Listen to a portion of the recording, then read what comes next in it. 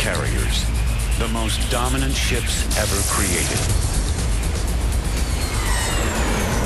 Combining a highly trained crew with the latest in military technology.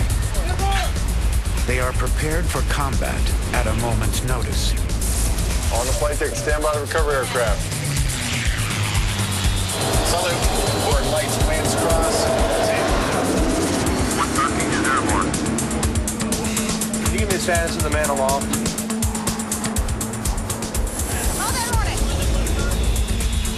A carrier is a billion components operated by 5,000 men and women with one mission: to launch airplanes into combat.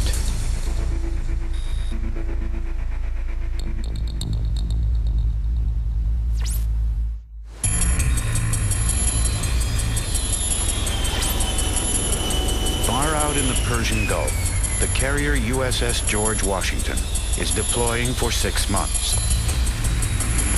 All day long, her flight deck is busy with warplanes taking off and landing. A vivid display of collaboration as the men and women of her crew keep the ship's aviators airborne. Nimitz-class carriers like George Washington maintain air wings of more than 70 planes, able to strike targets hundreds of miles away. You can look around this flight deck and you can see aircraft that are being prepared to go over Iraq, because we're doing it every day and every night. Forward deployed presence, taking off and landing on an aircraft carrier. That's why we're here. Our aircraft are operating over Iraq on call at a moment's notice to those soldiers and Marines on the beach who might need the close air support that's provided by those aircraft. George Washington is a mobile fortress. Her magazines hold more than 2,000 tons of bombs, missiles, and other ordnance. Ready for use by an air wing that can launch planes every 45 seconds. The U.S. Navy deploys 9 Nimitz-class carriers. A 10th is under construction. Each has a 5,000-member crew. These warships can cruise at more than 33 knots, transporting their firepower anywhere on the planet in days. In a combat zone like the Persian Gulf, a carrier battle group can tip the balance of conflict. When something happens in the world, the first question always is, well, where are the carriers? Our whole reason for being in existence is to be able to go anywhere in the world and launch these airplanes so that they can do our nation's bidding. For these fighting ships to function at peak performance, their crews must train relentlessly. We try to train like we would fight. When we do cyclic operations, we kind of try to do things like we would in a normal combat evolution. So we're always training like we fight. Aboard George Washington, that training began months ago at her home port on the Virginia coast.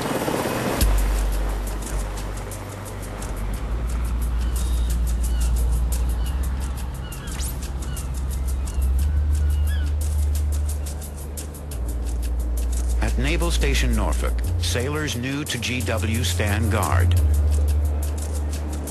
The crew is preparing for one of its regular exercises in combat readiness. In port, a carrier has no aircraft. Her pilots use airfields inland.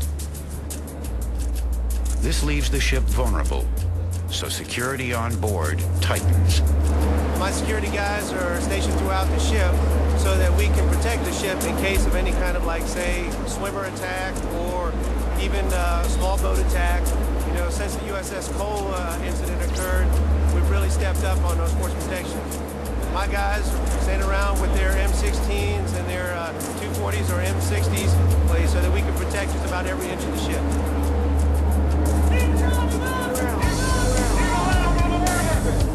As long as vessels have been putting to sea, sailors have known what it means to learn the ropes. And even in the 21st century, that includes casting off from the dock. tugboats nudge GW through the busy harbor. Norfolk's crowded waters and narrow tolerances keep all hands alert. Over several months, the ship leaves port repeatedly to undergo a series of tests. Every crew member, pilot, and system must qualify as combat ready.